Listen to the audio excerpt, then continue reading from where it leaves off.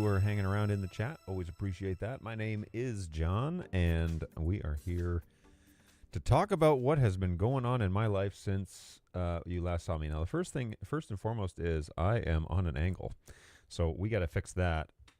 I've hastily put the office back together, so let's go ahead and fix that.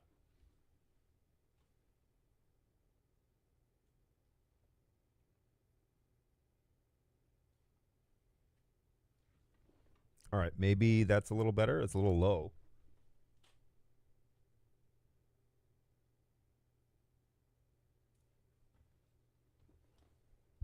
Too much? We can always fix that. We'll make some adjustments here. Maybe now I'm a little too low. All right, so I can see myself in vMix, so that's always nice. All right, it has been a very busy 2 weeks, and I'm here to catch you up on what's been going on and progress that we have been making. So I want to check my audio real quick, make sure that sounds nice and clear. This, what on earth? Oh no.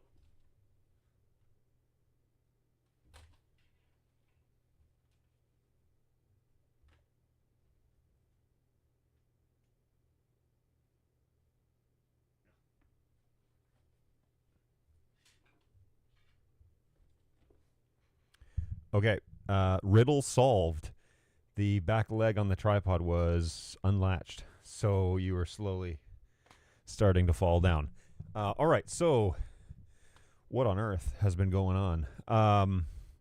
It has been an extremely busy 2 weeks, and I am ready to kind of give you an update as to what has been happening and all the kind of progress that we have made over a couple of weeks of being vacant. So 2 weeks ago, I tried to do a live show.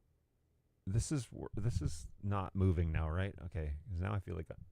Uh-oh. All right, I'm having issues with the teleprompter.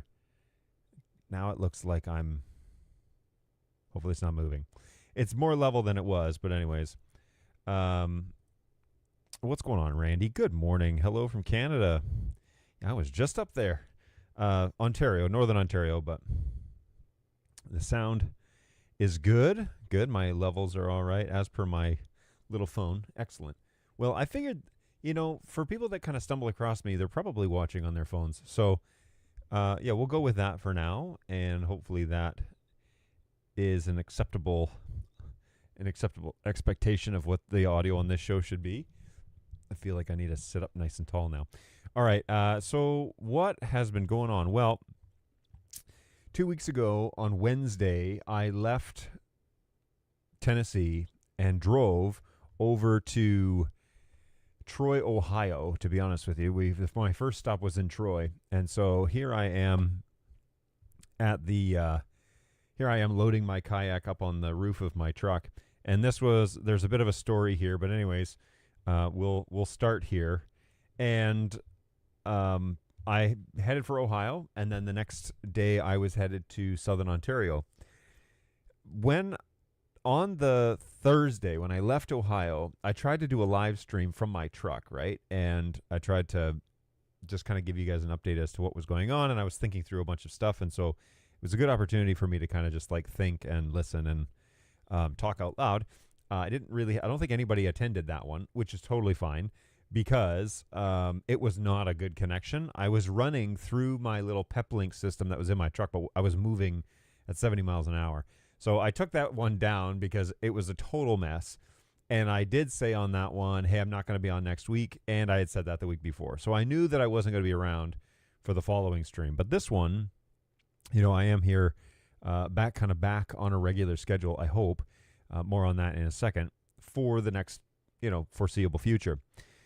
So I got in my truck and rolled down the highway with a giant 17-foot kayak on my ceiling, and got a new roof rack, which was really nice. That was really handy to have, and it worked really well, other than there was a tiny little whistle when you got to about 75 miles an hour. So, I never did 75 miles an hour, so it wasn't a big deal. When you get to Ontario, everything is like 60 or 65, so you're not really going that fast. Anyway, we on Thursday, At the day that I did that live broadcast on Thursday, I did a live stream, and then I contacted a friend of mine who lives in Windsor, and he said that he was finishing up a meeting and could get together for coffee, and I was like, awesome. So I didn't know if I was showing up early, if he was going to be there, so I grabbed my backpack and I went into the coffee shop with my computer and stuff in it, and I was like ready to meet with him.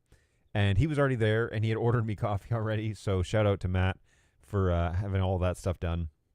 And we sat and we chatted for, I don't know, 45 minutes to an hour, and caught up. And it's been a long time. I've known him most of his life just because we kind of grew up in the same church and same area. And so my parents and his parents all knew each other. And then we did some camping together a couple of years, or at least one, and worked out at a camp a couple of times together. And anyway, it was great.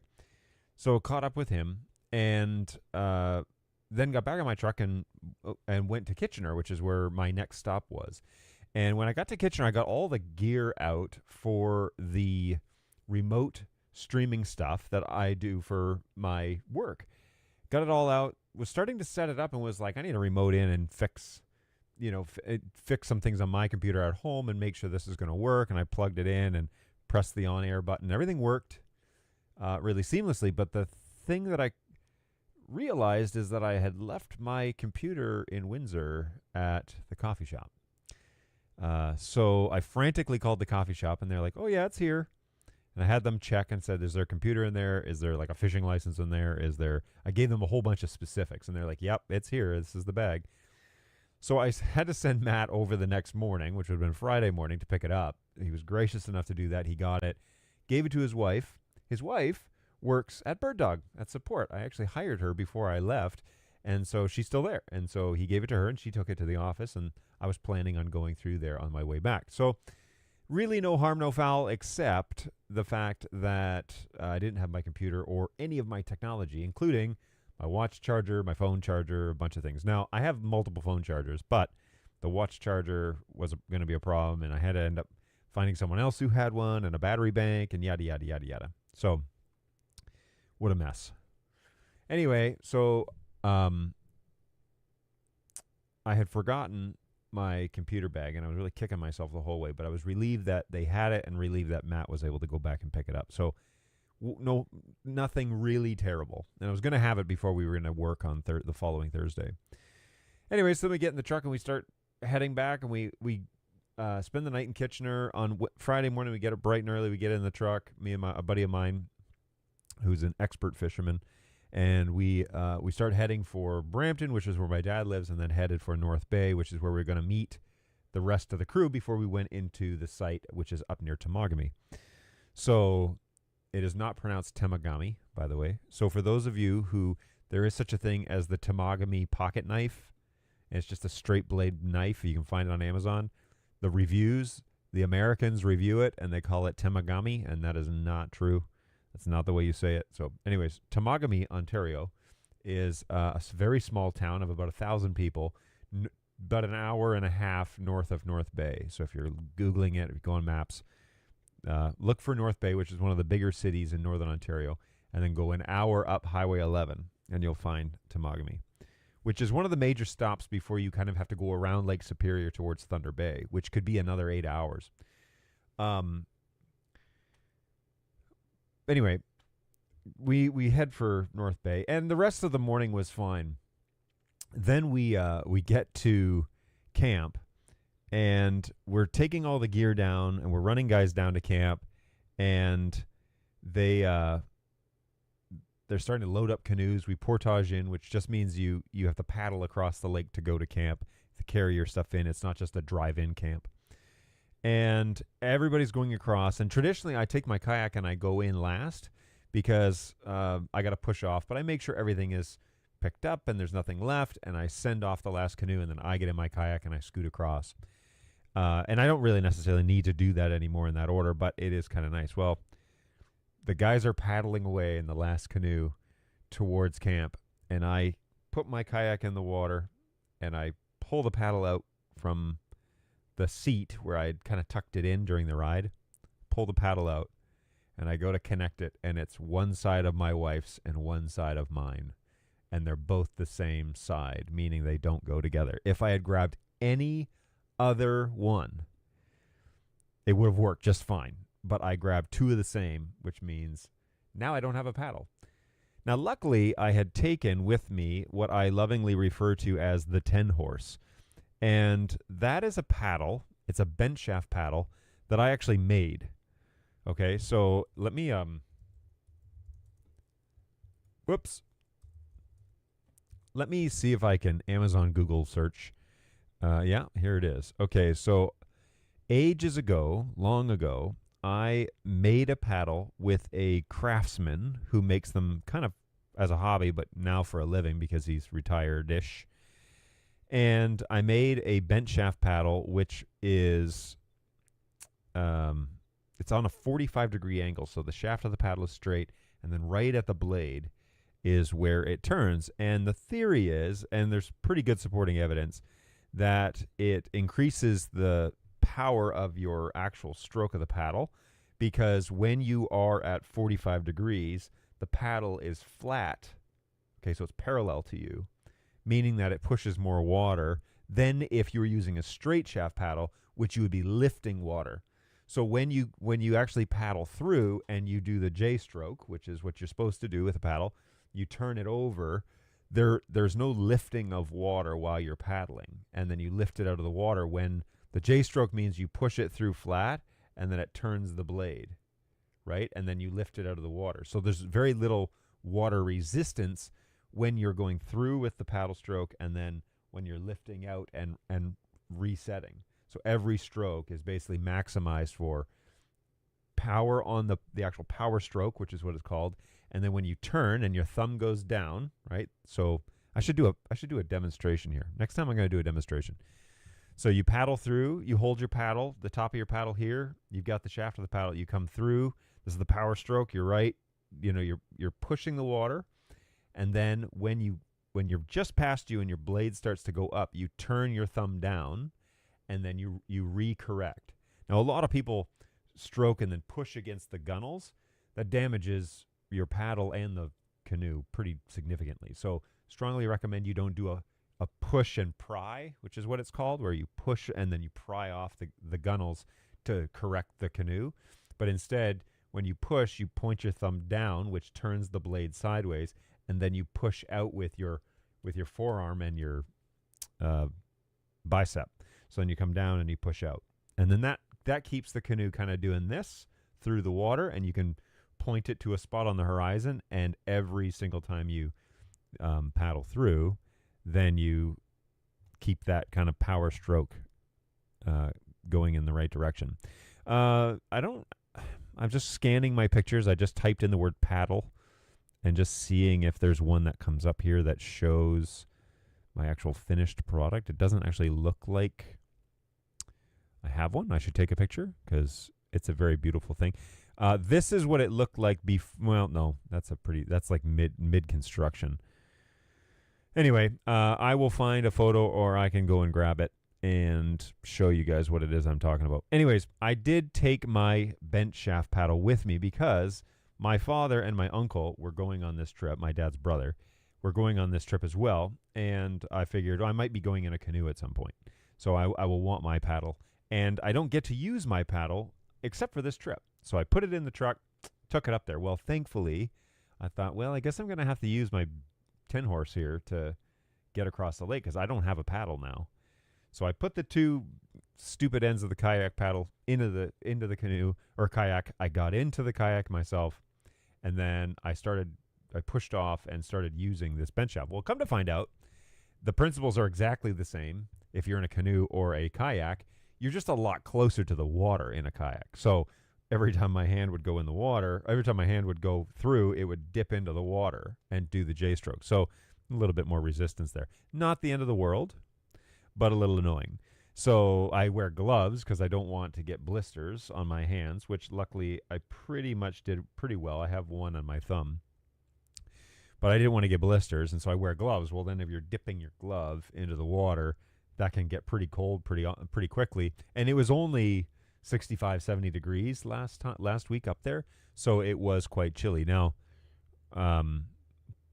man, it's hard to believe it's over a week ago that we were there, but it's fine. We'll go down that lane in a minute. Anyway, so I took the kayak all the way up there and then ended up not having the correct paddle, which was really annoying. But it is a 16 and a half foot kayak, and it's a monster.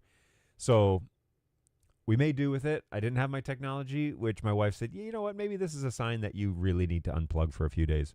And she's probably right. And then the kayak mishap with the paddle. So we figured it out. I still had a great trip. I still was able to use my kayak. I did go out in a canoe a couple of times, but mostly used the kayak on this trip. So it is a beautiful place, and it is fairly untouched by people.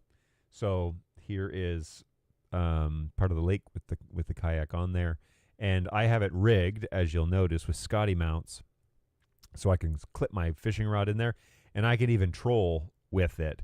The problem with a kayak is that it's very fast. Compared to a canoe, it's very low resistance in the water, which means that every time you paddle, right, you go very far for little effort. Well, that doesn't really work too well with trolling, because trolling, you need your lures to go slow so that big, lazy fish will see it and think, yep, that's dinner, and bite your lure. So you have to really contain yourself when you're in a kayak, just to go slowly, very minimal effort, so much so that my watch didn't even register much of the activity, and I'd have to set it to paddling mode, and then I would wear like a chest strap or something to monitor my heart rate, and I never got over 100 beats per minute, which is not exercising for me. Like that's easy. That's just an easy afternoon out. So it worked really well. We made do with what we could, and we had a great week up there. We had a handful of guys. I was mildly successful with fishing, so I did get to use my fishing license this year, which was great, worth the money. But we had a good, really good, like a lot of fish came off the lake. We ate a lot of fish this trip, and it is quite good. There's smallmouth, there's lake trout, and there's northern pike. So good fishing, and some guys did better than others.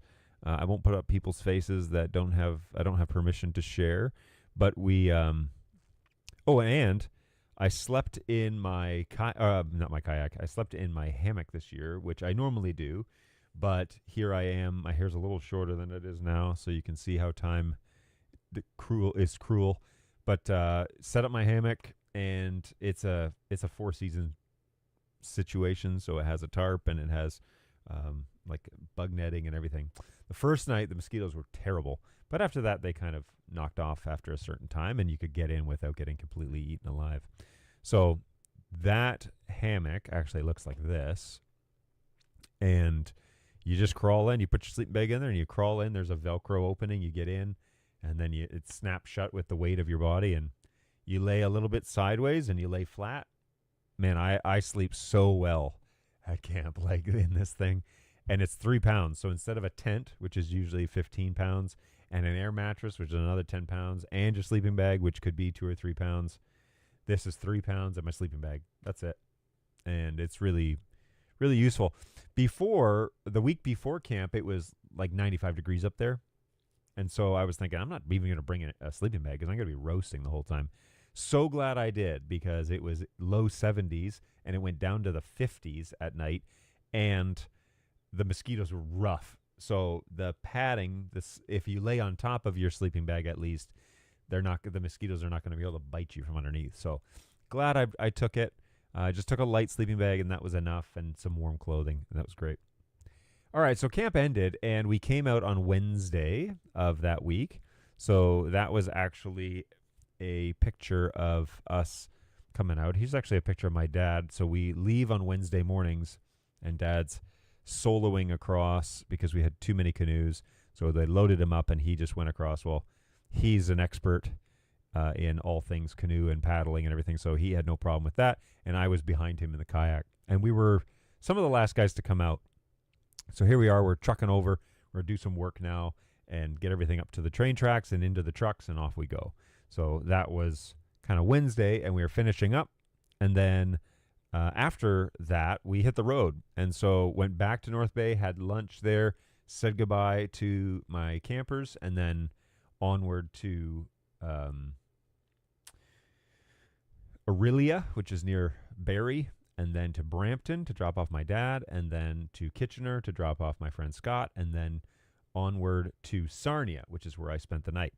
Now, that picture of this kayak sitting on the after a rigorous week of camping, she's not light. She's about 75 pounds, so you have to really, like, I can carry it short distances. And I almost tried to carry it from the portage, like when we come off the lake, up to the trucks where they're parked. It's a 10-minute walk, but it's rugged terrain. So halfway through, my friend Scott was like, here, let me help. So I didn't try and damage myself too much. The issue with carrying a kayak in the woods on your own is you have to pick it up in the middle, right? Well, you could pick it up and put it on your hand. So the top of the little seating area, the little cockpit that it has, you can put it on your hand. Well, the bottom of the kayak then pushes on your kidneys and bruises you because it's basically like 60 pounds pushing on you, as you're walking. And so you do get bruised pretty bad. So I can walk short distances with it, not a problem. I can put it in my garage off my truck. I can take it on and off. I can bring it to a lobby. None of that is a real problem for me. Used to be when I was maybe not in as good shape, but I've been focused on getting in shape for this trip, and I really like the way that worked out. I was able to do more. So, I was happy to put it in a meeting room. So I actually did that then both nights. Going up in Ohio, I didn't do that. I just locked it. I had a bike lock. I locked it to the top of the truck. But then coming home, I requested this meeting room situation, and they were happy to oblige. So this was perfect. Like, this worked out really well, and I was able to keep my kayak nice and safe. So on Thursday then, I stayed in Sarnia on Wednesday night, and on Thursday morning, I woke up across the border. No problems crossing the border. It was quiet. It was just slow because apparently on Thursday morning at like 8 o'clock, they only have 2 security guards. And when I got there at 8:15, they were changing the guard, which means they like to stand around and chat. So there's no sense of urgency at the border crossing, but there was really no questions. I came across, they said, where are you coming from? I said, I'm coming from Temagami, Ontario. I stayed in Sarnia overnight. And he said, okay, great. What were you doing? And I said, I was camping with a group of guys and my dad in particular. And he said, okay, like the kayak's on the roof, right? So it's kind of obvious what I'm doing. He said, are you bringing anything back? I said, nope, absolutely not. He swiped my green card and was like, have a nice day. So, and they asked me where I was going. I said, today I'm headed to Rochester Hills. And then this evening I'll be in Troy, Ohio. And tomorrow I'll be home in Tennessee. And so he said, great, have a great day. So he let me through. Every time I cross the border, it registers. Like they swipe my green card and it puts it on my file. He crossed here. So sometimes if you're crossing a lot, they'll ask you, well, where do you normally cross? Because they have a list of every time you crossed. So recently, since we moved to Tennessee, I've been flying to Toronto. I've only driven past, I think, twice since I came to Tennessee. So I don't really have a normal crossing. But if I am going to cross, it's more likely going to be Windsor now.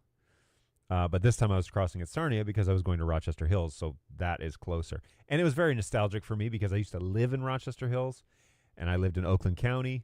Then I lived in close to Brandon Township in Clarkston. So it was kind of like coming home. And on Thursday morning, I went into Bird Dog's office and went to see those guys. And 2 of those guys were working. And the rest of the team was on PTO. So that was kind of good for them. They should be on PTO if they have the option to take it. They 100% should have been doing that than waiting around to see me. So I didn't really tell them I was coming, but my backpack was there. So Jessica took it in for me, Matt's wife, and praise Alleluia. So I had a big grin on my face. If you follow me on social media on John O'Canute, you saw this photo of me happily wearing my backpack and up against the Bird Dog logo that I helped put on that wall. So they've changed out my PF120 for a Mackie device, which is very cool. And it also says, smile, you're on camera, which is hilarious. But here I am in the old office, got to see Clay, got to see Brayton. They were working like crazy, and I walked in and disrupted them for like 45 minutes to an hour. So always awesome to see that team. They're doing well. They're making that system so much better than when I left it. Okay, I went in, they showed me their updates, they showed me their progress, they showed me their checklists. It's so cool to see the progression of how things have gotten better. and they have definitely made vast improvements to that office since I left, which is a huge relief because I knew they would, but it's so nice to know they've taken over. They've taken charge, and that's great. That's what you want to see, especially from your team. So I'd stop by Bird Dog, and then I went over to my kids' old school and went in to look for the principal because we kind of know her, but couldn't find her. So then what I did is I took a 360 video of some changes that they've made on their campus. And so I drove through with my truck and took a video, and I have yet to even show that to my wife, but made some pretty cool changes to the grounds, and so that was fun to see. And then I headed over to get coffee from Tim Hortons, which I had already gotten that morning. Went over to get coffee from Tim Hortons, and then I went over to the school, my alma mater. And for anybody who knows the alma mater, I took some pictures around there in Gallagher and had a tour with actually the like resident historian on campus.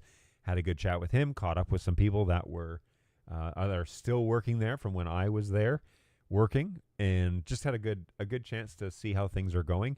Missed a couple of people in transition because I was right there around lunchtime, and we were going to start our next thing at 1:30. So I went into their offices during lunch and took pictures at their desks and sent them to them and said, "Hey, missed you today at the office, but all good, all good." So they were pleasantly surprised. All right, so then the next thing we were doing on Thursday was I was going over to the Alumni Center, which is next door to the school, and it's the former church building. And I had rented a space with a hard line to remote broadcast back to the soundstage. Now, we actually built that remote device here on my show, and we had discussed how it was that we were going to achieve these sorts of things. And on a week ago today was the day that we proved, in about almost a full week ago, I was going to prove a concept that we could remote broadcast from anywhere in the world and send it back to the soundstage for high quality video recording and like audio and video and everything sync. So here's what we did. I set up my friend, the guy that we were going to kind of be our guinea pig was a guy that is named Steve. And Steve is a good friend of mine of about 20 years, and he is an accomplished minister, thinker, speaker, a whole bunch of things, musician. He's just a really talented guy. So he agreed to help us with this. So I set up in this space some basic lighting, two-point lighting, and I set up a teleprompter, a pocket camera, 4K pocket camera from Blackmagic. You can see there at the bottom of the frame, you can see the web presenter HD that is taking in that video from that camera. And then on the teleprompter screen, which is there directly in front of you, you can see the camera's viewfinder right here. So you can see the viewfinder. So the camera's there, the teleprompter's in front, which is the same teleprompter that I'm using here. On that camera, I had a second monitor plugged into this laptop, and this laptop was running StreamYard. And so I moved StreamYard over onto that confidence monitor so Steve could see our minister, Patrick, and they could talk to each other over StreamYard. And he has an earpiece in, so he's listening to the audio from StreamYard. So then him and Patrick are just talking over StreamYard and doing their thing. And then I'm taking this video and piping it into here, which is a web presenter. It's still called web presenter until Encoder Decoder officially launches. I'm showing it on this screen and monitoring things on my side. And then Steve is also mic'd with a Rode Wireless Pro microphone, and that is recording on board the transmitter, 32-bit. Okay, this thing is warm, so I'm going to power it down now. That is 32-bit on-board transmitter recording. And we were also then sending that same audio over the web presenter back to the soundstage to be recorded independently again on that side. So if anything went wrong, I had a backup on here. I had a little problem where my SD card was not working in this Pocket 4K. I don't know why. I think it may be not fast enough. However, I have used this card in this camera before. So we're just going to upgrade to a hard drive, which should be here soon. And then all of that was then being streamed over gigabit upload speed to the soundstage in Brentwood. It was perfect. It worked perfectly. No frame drops. I didn't detect a single one. No audio sync issues. No, very little problems getting it into DaVinci and lining it up and making sure that everything worked as expected. The only thing that I had to really work on was Steve's audio, because the Rode wireless was in his shirt pocket, kind of hidden, and it was picking up a lot of low end. So that was also being transmitted back to the soundstage, and the audio levels were different. So meaning that Patrick's were louder than Steve's. So what you can do is I basically imported the Rode audio from the transmitter directly into DaVinci. And then I increased the audio level just on track 2, which was just Steve's audio, lined it up perfectly, increased his audio there, and then did a high-pass filter on there to eliminate anything below like 150 hertz. And that basically, it kept the low end on the unified audio recording, which I'll get to in a second here. But I had both Patrick and Steve on the same like master track. But then I had Steve's independent audio on track 2, and I could increase that in volume to match Patrick's, but then I could also remove the low-end rumble. Now, I couldn't really remove the low-end rumble on the master, although I did add a high-pass filter on there as well, just because I want to try and eliminate some of that like real boomy, bassy sound. But also this soundstage that we were at here remotely was kind of wide open and echoey. There's very little audio control, meaning like sound dampening. So I had to compensate for that with voice isolation inside of DaVinci, which is not a huge deal, but this shot basically shows you my rig. Now the simultaneous broadcast then, I had my coworker, Dave, take a picture while we were doing this, and I said, take a picture for me, I want to post something on social media. So he took a photo and sent this to me. So this was it happening simultaneously. Patrick on stage, Steve on stage, they're having a conversation in real time, like less than 100 milliseconds of delay. And like I said, it was so, for our first remote live recording, it was amazing. It went really well. And when I loaded it then into DaVinci, I had full control. What I did was I made obviously a Patrick video track, okay, cam 1, and then I had a Steve video track, and that was cam 12 technically, but cam 7. 1 second here, I'm gonna sneeze.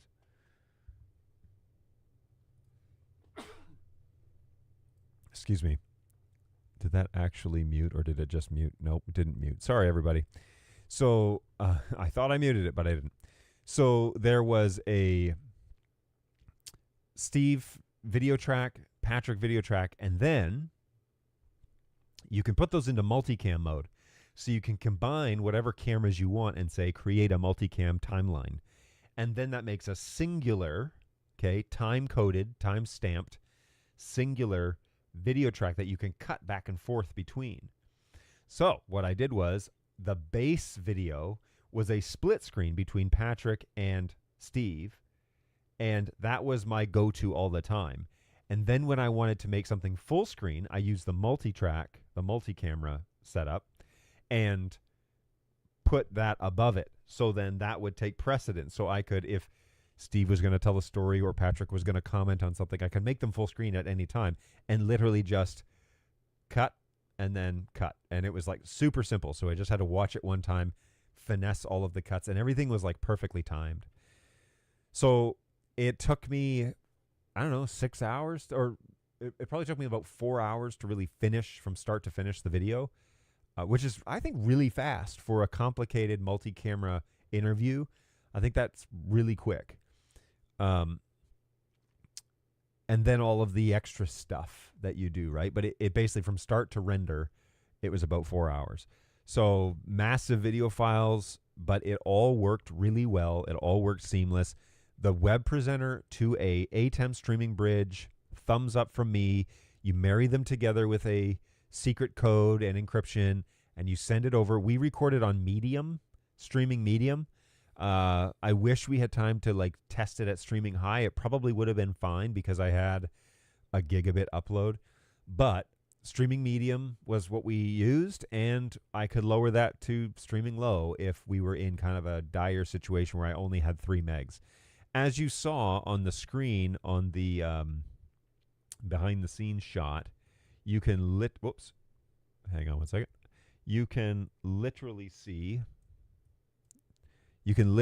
Steve on screen with the 4.67 megabits per second like requirement here. And so it kept that. These little spikes happened every now and then, but it happened in correlation with the cache changing real quick. So I'm not sure what was going on there, but there were no visual frame drops on the actual recording back at the soundstage. So that was pretty awesome that it worked that well. Yeah, I was super happy with it. Super happy with the way that went. So then Thursday, I wrapped up with Steve, and we said our goodbyes. We had a good long chat out in the parking lot in the sun. And then I loaded everything in my truck, and I rolled over to Troy, Ohio, which is about 3 hours away from Rochester. Said my goodbyes to my old stomping grounds and headed back for the highway. And got back to Troy like 7:30, had some dinner, checked into the hotel, brought the canoe into a meeting room, or the kayak into the meeting room, and went up to bed to retire. And so that was perfect. Woke up the next morning, went to Tim Hortons, because I picked Troy, Ohio, because there is one there.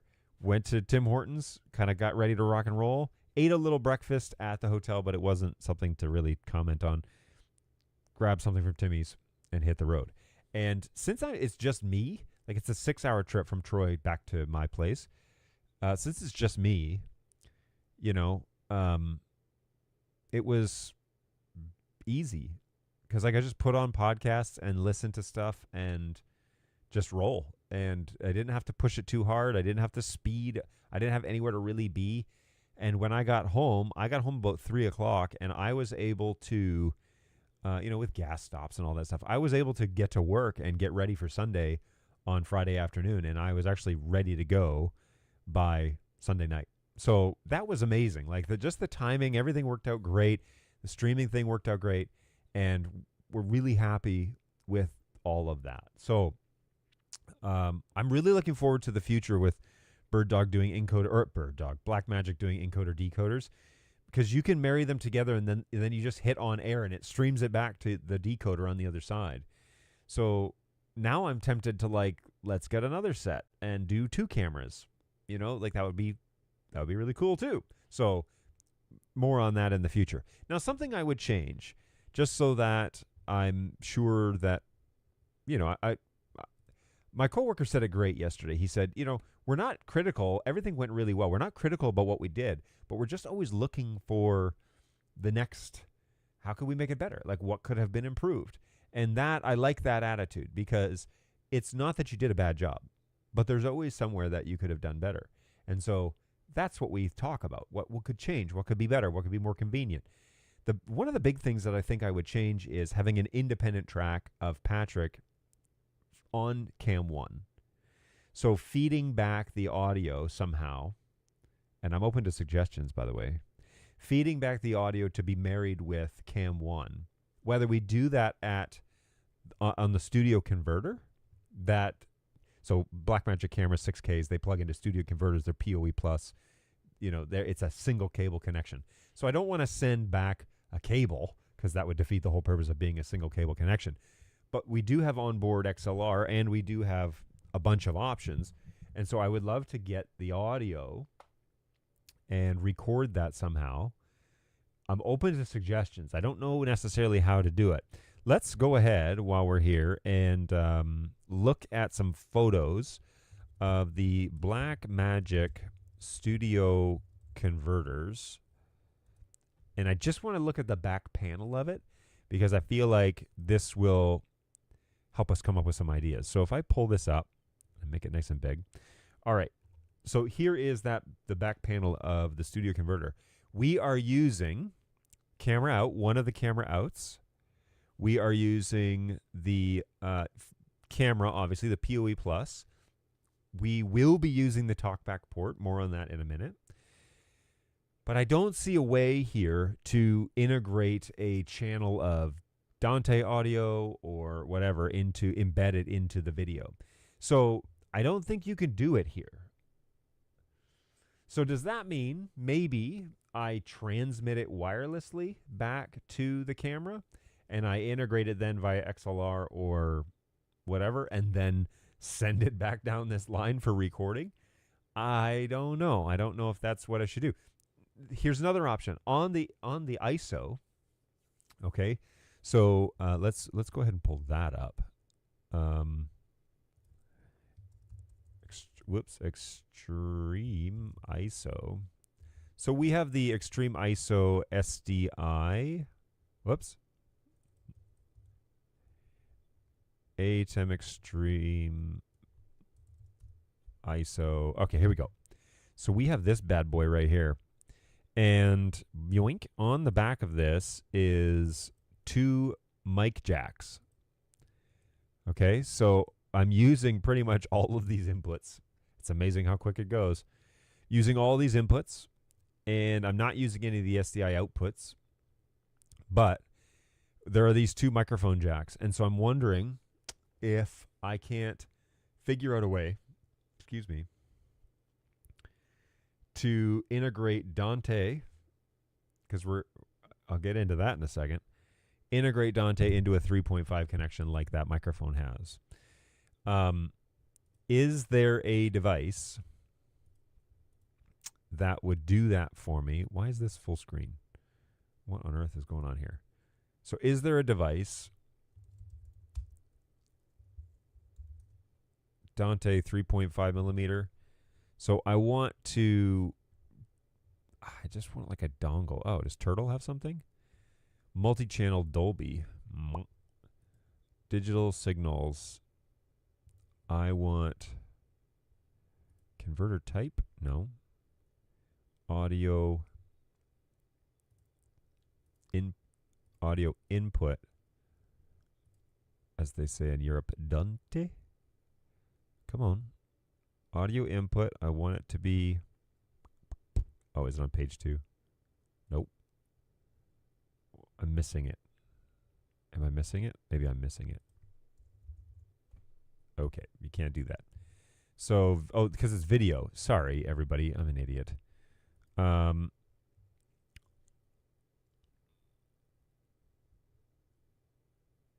Unbalanced, balanced, Why is it not here?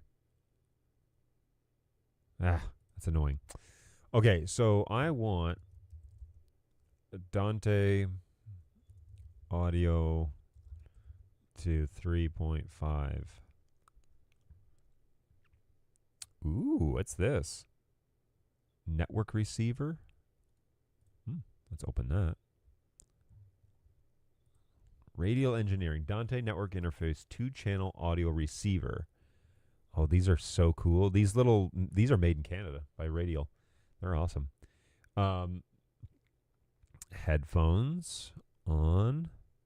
These would be really cool. So Dante network in and output XLR. It's close. Not quite what I'm going for. TX transmitter and receiver. Okay, cool. Not quite what I'm going for, but nice to know that at least we're kind of on the right path. I wonder if Turtle has something.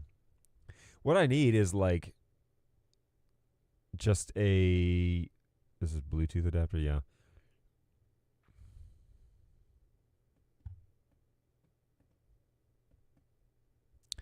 Audio interfaces. These are for like boardrooms and stuff.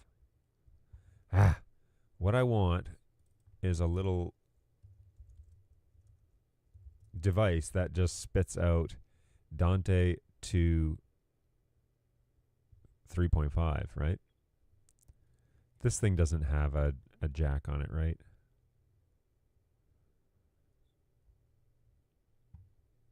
Wouldn't that make sense? Why wouldn't they make that?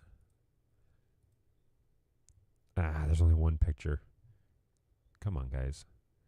Yeah, because this is just like a Bluetooth device. I don't think there's any jack on it. But I need something. Now, the other option is I can come out of our soundboard. Yeah, I could come out of our soundboard and out of like a DCA or something like that and just pipe the microphones. See, here's the thing is sometimes we have two people on stage and I want to isolate their voices. Now we have two if we just go back here real quick, we have two jacks on the back of here that are, I'm assuming 3.5, right? Let's just scroll down here to microphones, specs. Because these channels get recorded as well. Like I've noticed that inside the actual folder is that those two microphone channels do get recorded.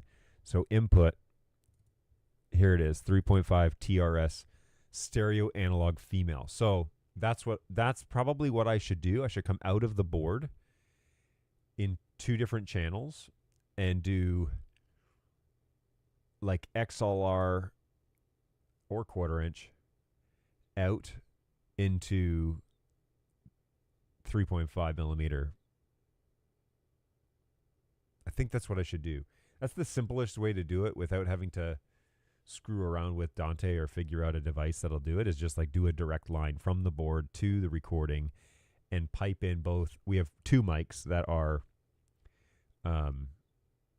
keynote mics. And so pipe both of those into the thing. That's what I'm going to do. Because then I get Patrick's main microphone always independently recorded without other things, right? Like without the master track having everybody's voices in it. Then we would get an independent recording, which is what I really needed for this interview thing. And I want to do it before we do another one. All right, well, some of you probably are not asking this, but maybe one of you has said, that's weird, John. I didn't think you were doing any Dante stuff.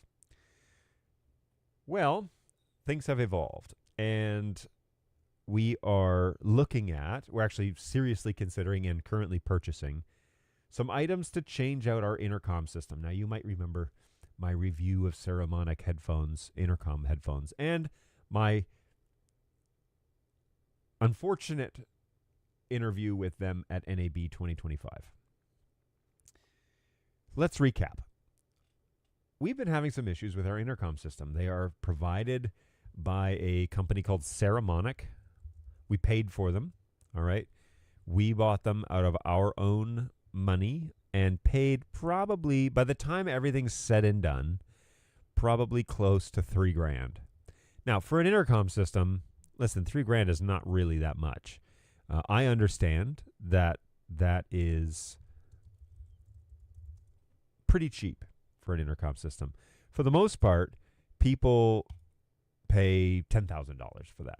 But we purchased something kind of like this that would basically give us 5, different headsets. It comes with a carrying case, comes with 5 batteries, comes with a charger, and we paid more than this for that, okay? This is a Gen 1 headset. We now have 7 of them.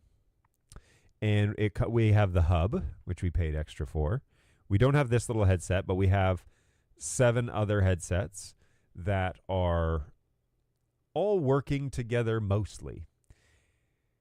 The issue that I have is that we regularly have dropouts, and I'm getting sick and tired of that. And I have learned over the years, as you remember, not to trust wireless. And people say, why? It's so easy. It's so convenient. It is. It is very convenient to have a wireless rig and to be able to go anywhere and walk anywhere and, the performance be 8 out of 10. I have a problem with those, that 2 out of 10 that I'm not getting. Mostly because I'm giving instructions and I really don't want to repeat, because in a live production situation, we really don't have time to repeat. We're already moving really fast. And if your headsets are giving problems, then you're going to end up having issues communicating with your team. At NAB 2025, before NAB, I was talking to a friend of mine who works for Dante, and this is unrelated, but he works for Dante, and I told him that we were working on a project where we would go to people and remotely bring them into the soundstage, and our minister and them would have a conversation. And the first thing out of his mouth was, "What is your solution for comms?" And both my coworker and I were like, we hadn't really thought of that. Maybe a phone? And he said, first you got to figure out comms, how you're going to communicate with your team. If you figure out how you're going to communicate with your team, you alleviate potential for about 80% of confusion and problems. What you want is to be able to put on your headset, plug it in, and be able to talk to your team. You can work through major problems if your communication is wide open and working well. And that's kind of like right in the middle of, we had already bought this Ceramonic set, and we were just thinking we were just going to use our cell phones for it. And he said, what if you're in a part of the country where you only have 10 megs up? What are you going to do? Like, what's going to be the solution? Or you're in a dead zone you can't make a phone call. Like, figure out what it is you're going to do and then work from there. So he helped us prioritize communication with our team. Well, if you have a system like this that works 80% of the time, and it does, that's probably good for most of you, or most small productions. We're a small production. But it started driving me crazy that we were having issues communicating just even within the soundstage. And what it came to be is interference with the wireless zones. And again, I really should drink my own Kool-Aid and really run screaming from wireless options, because wireless on the Wi-Fi bands are going to have interference regardless, because when you have more people entering a room, you have 20 cell phones, you've got access points, you've got things competing for the airspace, and then you're relying on your team to be able to hear you over intercoms, and you're also doing that over Wi-Fi. It doesn't really work for what it is that we want to do. So I started down the path of, what does it take to create a wired system? I am moving my intercom system to Dante. And that really piqued my interest, because I know the flexibility of Dante. I know guys that work for Dante, like literally the company, Audinate. And I started thinking, is it comparable price-wise and effectively to do a Dante system over a hardline intercom system?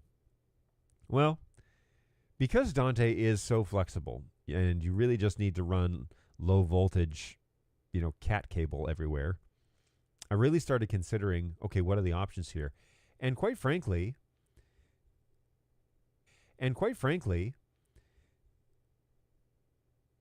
okay, sorry, I had to think something through. Quite frankly, it's about the same price, especially if you're not buying brand new hardware. But if you can find hardware that people are done with and gently used, you can save a lot of money and kind of get up and running.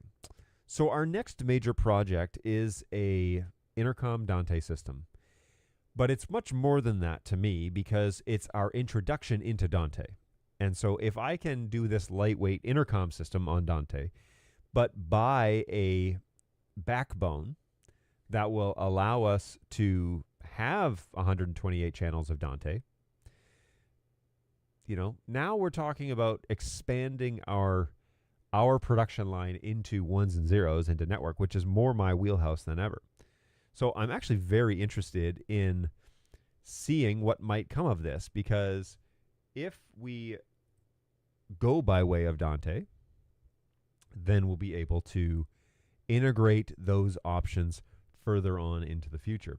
So I'm piecing things together. I'm not going to give you the full rundown. I will do a show on this intercom system if it works, but it's based off of Doug Johnson's version of intercoms. Now, his is more complex than mine, but the big complexity on mine is going to be integrating the talkback on the back of the studio converters for Blackmagic, converting that pinout into analog audio and going into our DSP. So on all Dante systems, if you're not familiar with it or you don't run it, on all Dante systems, you need something that's a clock and you need something that is a digital processor or digital processing system. So DPS, sorry. So you need a DPS and you need a clock. The DPS can be the clock, but it basically needs to be one real Dante device on the network, not a generated Dante signal from a computer, but a real Dante device that then synchronizes all of the other devices on the network. So you can buy a DPS and set that as the primary, the leader, as you will, and then all other devices are followers. And so that's what I'm going to do there. But more on that when we buy the products and make sure that they're actually going to start working. But we are moving to a Dante base, and that is my foreseeable project for the next 3 to 4 months, is getting that up and running. We're still going to use Saramonic on a Sunday morning basis until I have confirmed, and we are through phase 2 of that installation. So phase 1 is proof of concept. Phase 2 is rollout with all devices. The concept phase, phase 1, is going to be the integration of the talkback ports on the Blackmagic devices. All right, so it's a big project, and I'm really amped up about it because it's going to answer, first of all, it's going to fix my problem that I've been having with my Wi-Fi intercom system. It's also going to be extremely expandable. Extremely. It's going to give us the luxury of adding throwdown boxes. The Saramonic system tops out at like 11 before the hub is overloaded or something like that. It's like 11 or 15 or something like that. We're not there yet. We wouldn't need that many yet, but we're already experiencing issues with 7. So, and here's something else about Saramonic. And if you didn't watch that show that I did on Saramonic Review, here is the real crux of the matter. This is what drove me away from them. At NAB of 2025, I went up to their booth and I said, hey, we have these first generation Saramonic headsets, battery operated, and we have the hub. Here, I got a couple of questions. The first thing is the master headset that used to act as the hub. Can it be repurposed as just a regular headset? They flat out said, no, you can't use that headset anymore. Okay, now the headsets aren't cheap. They're about $100 a piece. The master headset's about $120. So that we paid for a hub, which was $80, and we lost a device that cost us $120. We traded one for one.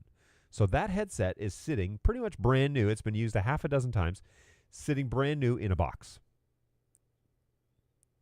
Strike number one. There should be a toggle on that headset that switches it from a master headset to a follower. Okay? So I was like, that's really annoying. That's a lot of money in my mind that we wasted on that headset initially. Because what we did is we bought the combo pack and then found out right away we need more channels. The next thing I said was, well, look, the battery charger that we actually bought separately, the battery charger when we're charging batteries whistles. Like it makes a high-pitched squeal when it's charging batteries. And they said, yeah. And I was like, it's supposed to? And they're like, yeah. I was like, are you serious right now? And they're like, yeah, it'll make that noise. It's a defect in the product, basically, that there's no solution for. Even the new ones do it. And I was like, what on earth? Like, you can't charge batteries while you're doing a production because there's a whistle. It's not super loud, but it's noticeable. Like, it's not nothing. Yeah. I said, well, I've also got 3 batteries that aren't being charged by the battery charger. It doesn't matter what slot I put them in. They don't light up at all. And they said, yeah, those are dead. And I said, well, these batteries are 3 months old. Like, they're not that old. And they're like, yeah, there are some faulty ones. And I was like, so what do I do with them? And they're like, yeah, you just have to buy replacements. And so I was like, you can't be serious that there's no solution for the whistling battery pack. You haven't figured out how to fix that. There's nothing. I can't use the master headset in my entire fleet, so I got to buy another headset to get one. And when the batteries die, they die. That's it. Like your whole system is based on batteries. They're like, yeah. Then what they did was the nail in the coffin. And they said, well, those were the problems with Gen 1. What you need is Gen 2 headsets. And they took us over to see the Gen 2 headsets. And I said, no. I'm not interested. Sorry, I'm not interested. I'm not interested in Gen 2. I just bought these headphones 3 months ago. They should work longer than 3 months. You know that like 90 days puts me outside of the warranty window, and then they start crapping out. Like, I'm not giving you more money. Are you offering to give me free ones for mine that are not working? Is that what you're talking about? And they're like, no, you'll buy a new set. I couldn't believe what I was hearing. Like, I couldn't believe, really? Like, you want me to spend more money on the same concept? Like, these ones are brand new. They're fresh off the production line. How do I know in 3 months they're not going to do the same thing? Then they started trying to put swag in our hands and trying to give us bags with their logo on it and all this. I said, I don't want a bag. I'll take your catalog. I'll put it in my backpack. But, like, in my brain, I was like, this is the last time I'm speaking to you. Ever. I'm not coming back to you for anything. I'm going to sell the headsets that I have as soon as I figure out a better solution. So this solution that Doug Johnson puts forward is not a packaged solution. It's not a company. It's not Ceramonic saying, buy these things and you'll be up and running. This is something I've got to put together, and I've got to piece it, and I've got to route it, and I've got to do all the networking, and I've got to do it all. But it's going to make us incredibly flexible. It's all PoE based, and so that I'm comfortable with. We're going to get a really nice 4250 out of the deal, and it's going to be great. So more on that next time. All right, now it's almost 10 after 11. The last thing I want to talk to you about is the Pantograph. So you may remember a little while ago, we were talking about a SWIT GS30P Pantograph. Pantograph, Pantograph. And it looks like it is a lighting accessory, okay? And what it is a motorized lighting accessory that runs over DMX. So when you usually hang a light on it, and if you need to bring the light down into position, you can do that. But if you don't need the lights, they can go back up into the ceiling, and you don't have to even like have them in the way, right? So sometimes you want some cameras or lights lower, sometimes you want them a little higher, all that sort of good stuff. So we had the GAPT30E, okay? I'm not too sure what the E stands for. There's a P version, which is a manual version of one. And then there's an E version, which is the DMX motorized version. So we bought this one. We had to ship it from Europe. It was expensive with the tariffs. Okay, it was like 30% more with the tariffs, but we, understand the times, and so we did pay that price. But the Pantograph has been kind of a problem for us, not because it's not working, but because I couldn't get it to talk to LightKey, which is the software we use to control our DMX. So I was monkeying around with it, whatever. Finally, the people at SWIT, who are the guys that make it, they sent me a video showing how to turn it on and to use it. And I took that video and I showed it to LightKey, and they made me a light fixture profile. Now, I was at camp when I got it, so I wasn't able to get the kind of like test it right away. But I was at camp when I got it, and so when I came home yesterday, we loaded it and we put it in LightKey and started monkeying around with it. Well, lo and behold, I got it to work. The DMX commands are correct in the unit, but also you need to know what specific commands to send it. For anybody that's watching that has one of these and is having trouble with it, here's how you fix it. You fix it by setting channel 1 to lock is 0 value, okay? The value goes from 0 to 255. Lock is 0. Unlock is 100. Specifically, 100 is unlock. Then 0 to 99 on channels 2 and 3 are off, and channels 100 to 255 are run. All right, so channel 2 is up and channel 3 is down. So if you exceed 100, between 100 and 255, the motor will turn on. And if you go below 100, 99 or below, it will turn off the motor for the specific function. So up is one way the actuator motor turns, and one way. So channel 2 is up and channel 3 is down. If you program Light Key with a 3-mode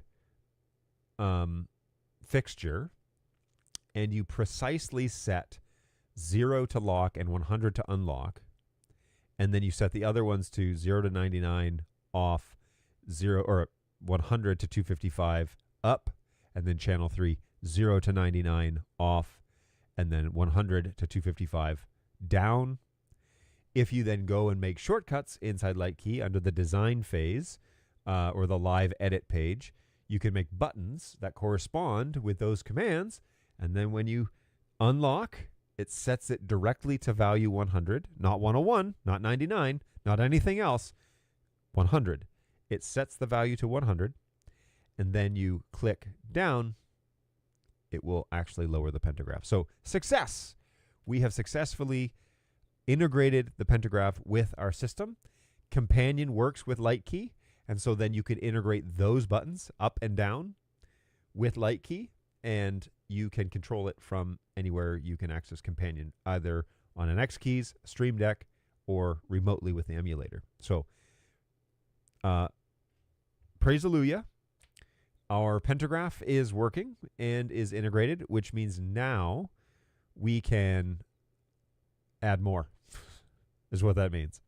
So we will be looking at putting the other PTZ in the opposite location to give us a great little interview shot, is what we're hoping for. So rejoice with me, for what was broken is now fixed. That is the moral to that story. All right. Well, it has been pretty quiet today in the chat. I appreciate those of you who have come by, those of you who are coming by afterwards. Fantastic. Thanks for stopping on by. I will hope to start doing this more regularly so that this happens on a regular basis. There is one potential trip that I might need to make next week or the following out to the West Coast, because we're going to do this remote thing again. But I need to use a pared down version of the system in order to make that happen. So I have a freight case here on the top of my rack. I'm going to take it down and maybe try and send it out via UPS in the next couple of days. So I've got to pull that rack apart. It would be so great if I just had a secondary rig now. So now that I know how this works, I could set up a second one and have two. Have one that we ship, and then have one that we use as like a in the truck type of situation. But alas, that's maybe for down the road in the future. So thanks so much, everybody. Thanks for hanging out. Thanks for following along and listening to the saga of the last 2 weeks. Now you're all caught up, and I'm all caught up, and hopefully we can do this a little bit more consistently. So take care of yourselves. Thanks so much for joining us. I appreciate you greatly, and we will see you all in the next one. Bye, guys.